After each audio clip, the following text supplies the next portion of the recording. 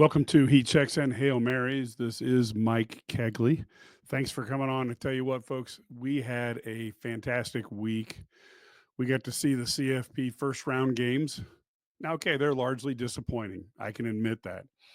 But the incredibly human, over the top reaction coming out of SEC land made it all the more worthwhile when it was all said and done.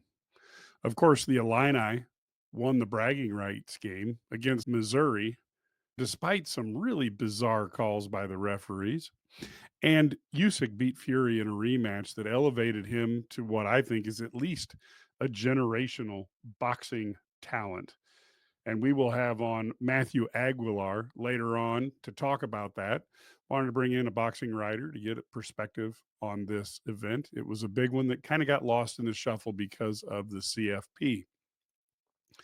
But now let's take a look at some of the things I talked about. Let's start with Hail Mary, number one, the CFP. Of course, we had Notre Dame 27, Indiana Hoosiers 17. Of course, the Hoosiers looked a step slower, and they played that way for most of the evening. Kurt Signetti was strangely conservative in his play calling after being aggressive all season long and talking up a storm in promotional interviews. Indiana's lack of impactful wins, which was latched onto by furious SEC fans back when Alabama, South Carolina, etc., didn't make it into the CFP. I guess I should say Old Miss because we don't want Lane Kiffin to be trolling me. But as the Hoosiers got down, this became a massive, massive talking point on X. The fact was is that because the score was one-sided, therefore the Hoosiers didn't belong in the CFP. Now, the SEC consensus was that the three-loss SEC teams who all failed down the season stretch run to win the games that were necessary to secure a CFP invitation, that was not the issue. The fact that they couldn't get the W, sometimes against not good teams, was not the issue. The issue is that Indiana won all their games, just didn't have the schedule to make any of the wins impactful. Now, when Indiana was down 27-3 at one point, according to SEC fans, then the Hoosiers never, ever should have been allowed in the CFP. And of course, because this was the only Friday night game, Indiana hate was the subject that was beaten to death on social media until the next day's events and really lasted until the next evening. Now, as a guy who is an admitted fan of the Fighting Illini, I have no problem on people jumping on Indiana, although generally it's because of their basketball program, which has been good, especially through the 80s, and then has been still a decent program since then. But it just seems strange to me, all this vitriol going at the Hoosiers from people who were just crazy that it doesn't matter that you lost, which has been what the SEC has told teams. You lost. You're not in. You lost. Now all of a sudden, three loss teams were the victims. So the logic's a little hard there. It just depends on what year you're in, I guess. Of course, the next game was Penn State. They won 38-10 over SMU. And SMU quarterback Kevin Jennings, who really has had a fantastic year, he struggled all day, but he was particularly rough in the first half. The Penn State offense was trying to establish itself. SMU's defense was playing well, and the SMU quarterback threw not one, but two pick six interceptions. To make matters worse, the Penn State offense caught spark and scored two more touchdowns to go into the half with a 28-0 lead. Whether we want to admit it or not, the game was effectively over.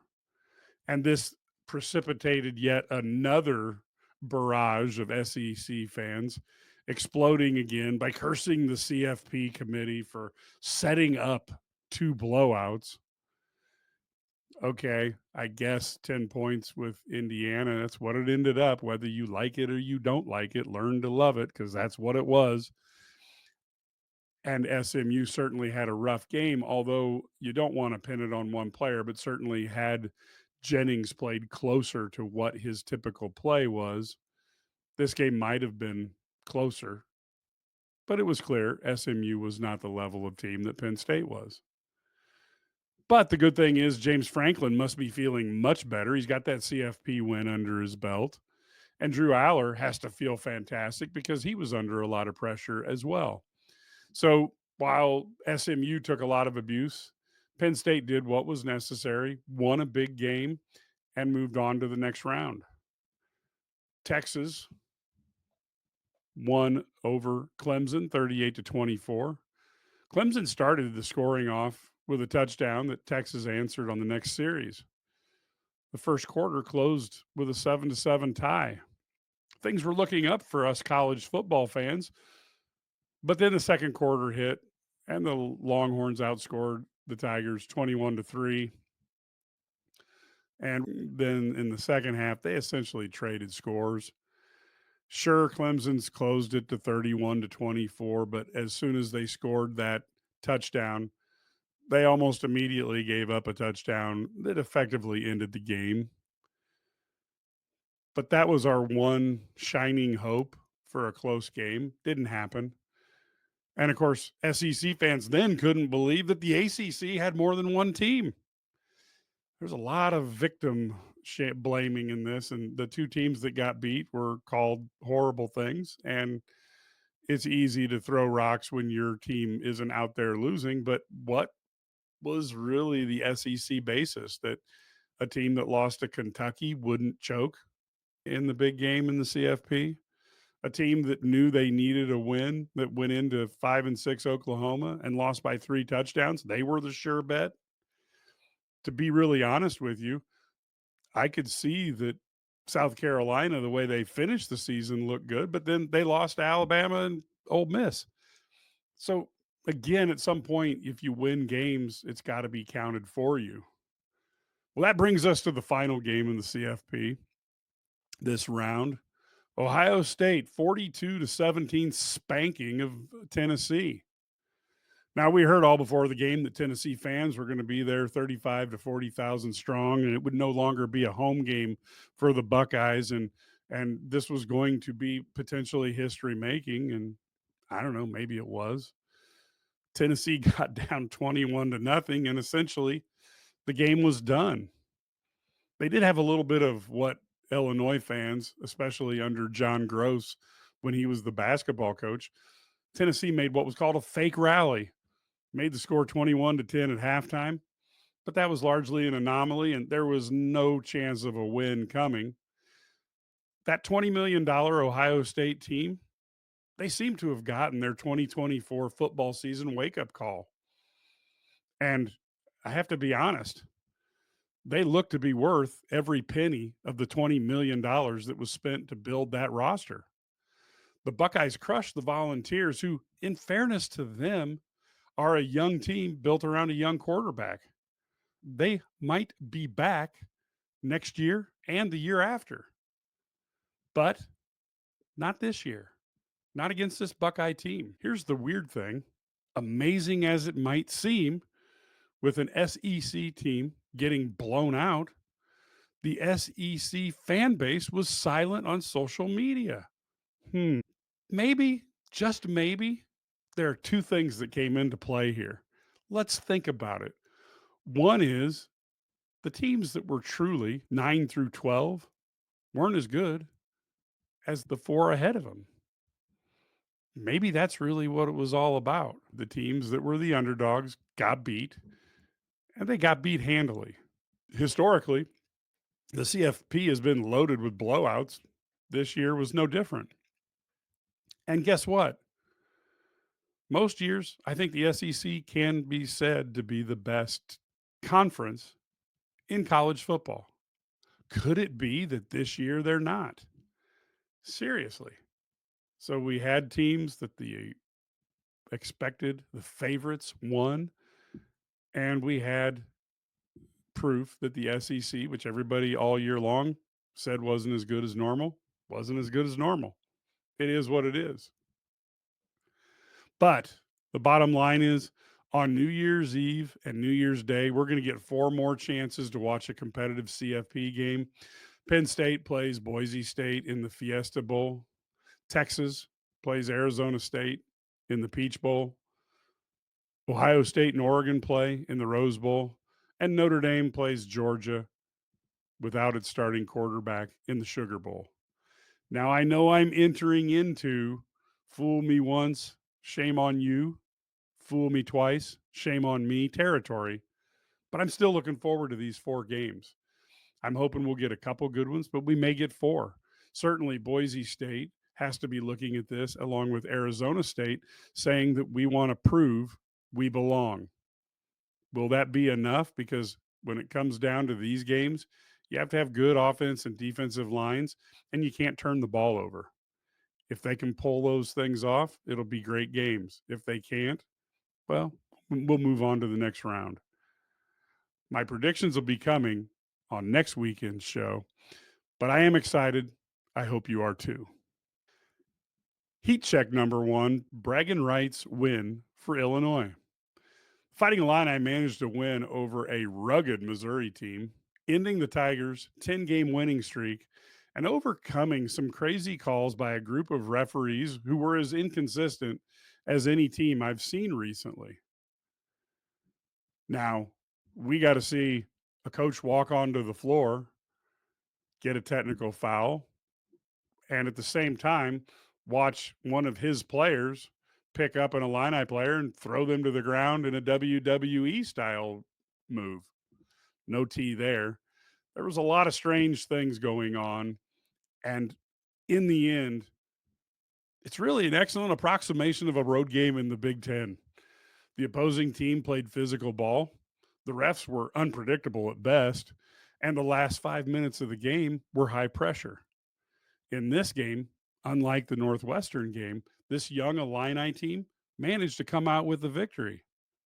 The Illini overcame their own propensity for careless turnovers, something that will bite them in the butt this season. We know that. We've already seen it.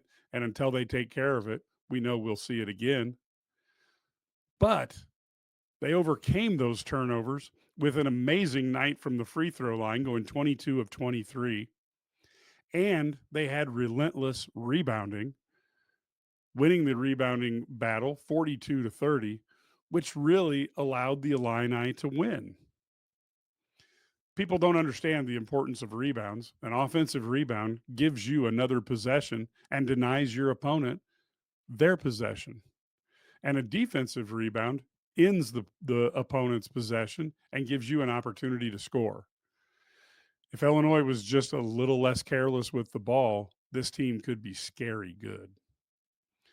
But Kylan Boswell and Kasparis Jakusiones had key plays down the stretch to fuel this Illini victory. KJ extended his freshman record 20-point scoring streak to 6. And Boswell had 16 points, 9 rebounds, and 5 assists, despite being the shortest guy on the floor for a lot of the time. Meanwhile, Morez Johnson and Trey White fouled out while Tomislav Ivicic ended up with 4 fouls. At least 3 of Morez's calls were just junk. The sad thing is due to crappy refereeing, he's now getting a reputation as being foul prone. You wish the refs had time instead of traveling all over the country doing 6, 7 games a week to actually review the games they do and work on that with their supervisor. But that would mean the Big Ten and the SEC would maybe have to pay these guys like full-time employees. But think about what you could do if you invested in your games by investing in the referees to get the best officiating possible. Right now, the Big Ten and the SEC as well is putting the referees in a horrible position of trying to make as much money as possible, doing multiple games a week, flying all over the country, not having time to practice their skills and their profession. other than playing games. It's a lot like depending on AAU basketball to make you a better player. In-game stuff without breaking down the film and without repetition in practice, it's not a way to really develop. But in the end, regardless of the Big Ten and the SEC making over $2 billion a year on their TV contracts, but being unable to pay for full-time football and basketball referees, despite that, the Illini won this by the skin of their teeth. But isn't that what a young team needs to learn how to do, especially in the month of December and January, so that they're good at it by March and April? I think this team has some opportunities to be very good. And we will go on to Hail Mary number 2, Usyk over Fury. Saturday afternoon, Alexander Usyk beat Tyson Fury for the second time. Until Fury ran into Usyk, he was thought by some, and I'm not necessarily saying they're really smart boxing fans, but many to be the best heavyweight, at least since Vladimir Klitschko ruled the heavyweights. And Fury was the guy who pretty much ended his career. But despite losing to Usyk a second time, I felt that Fury fought what may have been one of his very best fights. And Usyk said that the second fight was even easier when compared to the first time he beat Fury. Usyk was able to outwork, outpunch, and outland the larger man. Fury weighed in at 281 pounds to Usyk's 226 pounds. But Usyk's precision and boxing skills put him out of the reach of most of this generation's heavyweight fighters, and Fury is no exception. It seems to me that the best way to get after Usyk is to go straight at him with intensity and power, yet that approach really opens him up to use his foot and hand speed along with his boxing technique. To date, no one has been able to defeat him. He's ruled the cruiserweight division, and now he's clearing out the heavyweight division. One really only needs to look back as far as Evander Holyfield to see parallels. You could even say that the cruiserweight division might be a little bit tougher in Usyk's era, while the heavyweight era of Holyfield, in my opinion, was clearly better than today's heavyweights. For me, it's still too early to tell where Usyk fits in with the all-time greats, both in the heavyweight division and pound for pound all time. But it is notable that we're living in one of those rare moments when the heavyweight champion is looked at as the best pound for pound fighter in the world. It's not often that that happens, but to me, that judgment moves Usyk into the generational fighter category at least. Now, for certain, I'm going to have more thoughts on Usyk as his career progresses. But right now, he's a fighter that I would love to see square off against the great heavyweights of the past. Matches against Holyfield, Klitschko, Lennox Lewis, and Mike Tyson are enticing to ponder. Usyk is certainly in the weight class of what was normal past heavyweights, and he's also dispatched the giants of this era as well. He's done impressive work, and he always fights on the road, and he has massive success while dealing with the stress of having his country be at war with Russia. This man's accomplishments are considerable, and he's a pleasure to watch as the heavyweight champion of the world.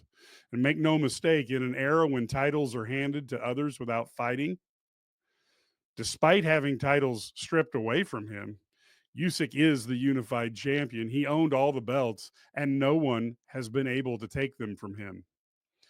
Until someone does that, to me, Usyk is the man. Now, I'd like to discuss this with someone who actually really knows about boxing and writes about it. And we have Matthew Aguilar, who is a writer for AP Sports, USA Today Sports, and Ringside Seat Magazine, along with FightsATW.com. And he runs a podcast called Old Scribes with George Willis of the New York Times. Matthew, thanks for coming on the show. Mike, thanks for having me. Good stuff there. I agree with almost everything you said. So How do you put him in perspective when you're trying to analyze the great heavyweights of all time? What process do you go through, and then how does that make Usyk look? Uh, I mean, you kind of have to look at, I wrote a column today and or this week, and I kind of picked up where I left off last time, and I kind of, and ranking all time greats, it doesn't just have to do with who beats whom, right? It's also, you know, how they did in their own era, the impact they had on their own era, the fighters that were available in that era. So it's more than just a one-on-one. Would an Usyk beat a, Joe Frazier, or would an Usyk beat a, George Foreman? It's a little more complicated than that. But I think that just based on, his record, he's 23-0. Um, even though cruiserweight shouldn't count into the heavyweight picture here, just the kind of momentum and continuity he's had during his career that's kind of just continued on into the heavyweight division is just really something to behold. And I, like you said, we haven't seen anything like that in a long time. And for him to beat probably the two most dominant heavyweights of his era, Anthony Joshua and Tyson Fury, in back-to-back series, you know, and then sandwiching in with the guy who currently holds the IBF title and Daniel Dubois, that's a heck of a run. That's an all-time run, and you really do have to, you can't help but wonder, you know, how how would George Foreman do with someone who moved like this? How would a Lennox Lewis do with somebody who presented this kind of angle and this kind of so with all of that, at the end of the day, I flirted with putting Usyk up a little higher, because recency is a real thing. You Yeah. come up Yep. 2 days away from watching a great performance and a great fight. It makes you want to put him higher, and I think that's probably true for everybody. But I put him in at number 10, and the guy he replaced on my list would be Mike Tyson. Um, and I just feel like because of consistency, even though Tyson was very consistent over 4 years, and just the quality of his wins and kind of the meaning, the amount of meaning that these fights carried worldwide. I give Usyk a slight edge over Tyson, though I wouldn't argue with anybody who said Tyson belongs there instead. But that was kind of the thought process. Does recency have something to do with it? Probably so, but I think at the end of the day, it's probably a list that a lot of people could probably agree with. Yeah, and just to give fans an idea, you can go to oldscribes.beehiiv.com, and there you can see what he has to say. But I saw Alexander Usyk was number 10, Holyfield was number 9, Jack Johnson was 8, Dempsey was 7, Marciano 6, Foreman 5, Lennox Lewis, who I think is frightfully underrated, number 4 by a lot of people. Larry Holmes, another guy who just doesn't get the respect, at number 3. Joe Louis at number 2, and Muhammad Ali at number 1. Now, I'm going to ask you a question, going to get off the Usyk subject for a second, just because I'm me. My number 2 is Sonny Liston. Okay. I thought that he cleared out everything. He literally beat the whole top 10 contenders, Mhm. had a hard time getting a title fight. We don't really know how old he really was when he lost to a young Cassius Clay. Where do you put Sonny Liston in this mix? Because when I hear the quotes of the old timers too, like when you hear George Foreman talk about Sonny Liston, Mhm. it makes me think that this guy was really somebody who was special. Where do you have Sonny at?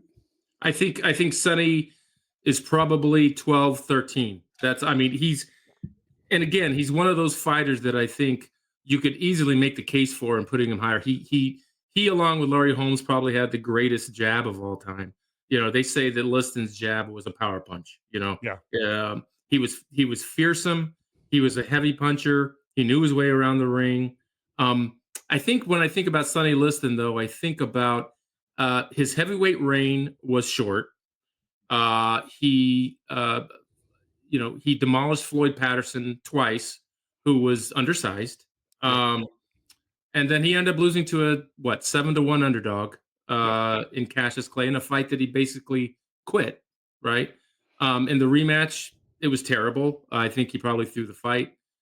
And I think when you combine all that, I think leading up to probably his heavyweight reign, he was more fearsome. And like you said, no one knows how young, how old he was at that time for real. Yeah. Um, but I think overall, I don't think he has quite enough, despite his physical attributes and despite his reputation, to inch him any higher than say number 12. Okay. Now with Usyk, what do you think he has left to do? Now I know he hasn't been a heavyweight champion that long. At the same time, there's really not a next man up coming up for him. Where do you see him going from here? He needs to retire. He would. I mean, he's got nothing else to prove. The only fight on the horizon that makes any sense is Dubois. There was a little bit of controversy in their fight when he got hit with a shot that a lot of people thought was low. I did think it was low. The referee called it low. A lot of people thought it was legal. I thought it was a low shot. You Okay. know, but you take away that moment, and he dominated the fight. So it's kind of like the Roy Jones effect after he beat John Ruiz in 2003, right? If he would have retired after that fight, he'd be looked upon probably along with like Sugar Ray Robinson as maybe one of the top two greatest fighters that ever lived, right? Um, but he went on, he got Yeah. knocked out two or three times. And as unfair as it is, it kind of put a damper on the entirety of his career. Um, I think the same thing could happen to Usyk if he carries on. He's 38 years old. His style is one that if he loses a little bit of speed, loses a little bit of reflexes, then he stands the chance, especially fighting guys that are much bigger than he is. He stands the chance of getting knocked out just as Jones did. So I agree. I mean, I think you're right, Mike. I think he doesn't have anything left to prove. Obviously, he's got a lot of money to make still, and as as much money as he's probably been making, it's probably not as much as he deserves given his uh, quality. Um, but yeah, I would like to see Usyk retire. I really would. He's 30 years old. Things can only go down from here. And given his style, I really think that he's going to be vulnerable moving forward. I came to the same conclusion. It would be different if there was an up and coming Mike Tyson or some challenge to try to overcome. But now it's really against Dubois. If he loses, it's an upset, and if he wins, it's you beat him the first time. I I don't know what's out there other than large paychecks. And look, if somebody wanted to pay me 50 million, I'd go down early in the first round. But nonetheless, I would be there. One question for you. Roy Jones is a guy that I created a new category of boxing for Roy Jones. And I call him along with Sugar Ray Robinson, who has the long career, but I call Roy Jones at his peak. He's an at his peak, maybe the only guy who can fight Robinson and not be at a disadvantage at his peak. Do you have any other guys you've ever put in the at his peak category? Because I would throw Roy Jones in there, and the other one that I was a personal huge fan of, but like Donald Curry, Mhm. before he ran into the issues of his older brother introduced him to, was unbelievable, and then partied his way right out of Yep. the welterweight picture. But I created the at his peak because I couldn't believe how good Roy Jones was. But then, like you said, he stayed around too long. Yeah. Um, you know, at I guess the greatest fighters that I've seen that I believe could compete with anybody at any time, right? Sugar Ray Leonard, uh, Julio Cesar Chavez, um, obviously, Roberto Duran. I mean, Yeah. he's already looked upon as probably one of the top 5, 10 greatest fighters that ever walked the planet. Um, uh, those are fighters that really stand out. Salvador Sanchez, Oh. you know, And look what he did by the age of 23 or 24. He had a career by that age that most guys, that's why I have a hard time listening to Tank Davis talk about who he should fight, even though right. he never fights anybody. And it's you're 6 years older than Sanchez was blessed with to be able to live. And the guy has 3 times the resume you have. you know, it was just a different era, but Sanchez fought 9 times in like 2.5 years and fought, I think, 5 times in 1980 alone, all against top 10 contenders or former champions or future champions. I mean, it was just one challenge after another. He got done with one guy, it was on to the next. There was no waiting around. There was no marinating fights. There was no, that was just the way things were back then. The fighters were used to fighting and fighting often. And that's why records weren't like now. They're not everybody was undefeated. Not there was losses. People had losses. Other than Chavez, who was at one point 89-0, I think. Yeah. Um, but I mean, I would say if I was to pick one guy, obviously Floyd Mayweather's in there. I saw Floyd Mayweather in his 10th pro fight in El Paso, Texas. I was ringside. The main event was Daniel Zaragoza and Eric Morales, and Mayweather was his 10th pro fight, and I came out of there thinking, "Wow, this guy is spectacular." And don't let anybody fool you. The guy was, especially at junior lightweight at 138 pounds, he was one of the best I've ever seen up close and personal for sure. Obviously, as he moved up in weight, he had to fight differently because he's fighting bigger guys. Um, but if I was to say one guy that I think is probably better than anybody I ever saw, it would have to be Sugar Ray Leonard. He beat all comers. He beat the best of what I think is probably the greatest welterweight era, Yes. maybe ever, and probably beat the greatest middleweight of all time. Even though that middleweight was beyond his best, but still, it was Leonard was unbelievable fighter and a guy who could hang with anybody in history for sure. Now I'm going to hijack you on one question. And folks, I've not talked to Matt about any of these, so he's having to field these things just from left field. But I look especially at that welterweight era, and while Money Mayweather at lightweight, I think was phenomenal. Mhm. I think if he's in the 80s, I don't think he could beat Sugar Ray. I don't think he could beat Tommy Hearns at all. I think he could frustrate Duran, but I'm not certain he could beat Duran. And I'm not even certain he had the power to beat a guy like Curry. And even one of the guys, I think it might be the most frustrating fight in the history of all time, but I would have almost been just to see these two guys fight would be to see Benitez versus him because it would be the ultimate battle of guys who never put themselves in positions to get hit very good. What do you think about my assessment of the welterweight Mayweather against some of the 80s icons?